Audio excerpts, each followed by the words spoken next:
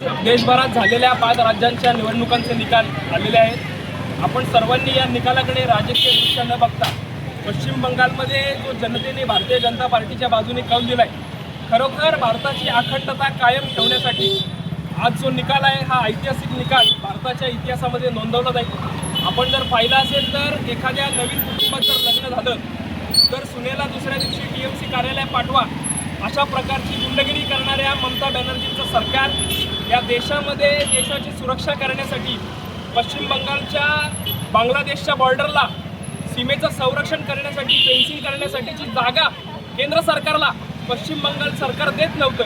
इतक्या नीच आणि विकृत मानसिकतेचं सरकार, ही दादागिरी पश्चिम बंगालच्या सामान्य मतदारांनी मोडून काढलेली आहे। हिंदुत्ववादी विचारधारेचं सरकार पश्चिम बंगालमध्ये आलेलं आहे आणि यामुळे भारताची अखंडता कायम ठेवण्यासाठी मोठ्या प्रमाणात मदत होणार आहे।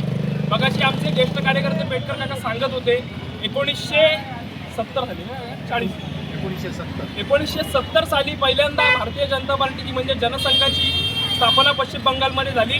तिथपासून आजपर्यंत अनेक कार्यकर्त्यांनी आपल्या प्राणाचं देखील बलिदान यासाठी दिलेलं आहे आणि हा घामाचा नाही तर हा भारतीय जनता पार्टीच्या राष्ट्रीय स्वयंसेवक संघाच्या कार्यकर्त्यांनी सांडलेल्या रक्ताचा विजय असं म्हणलं तर वावगं ठरणार।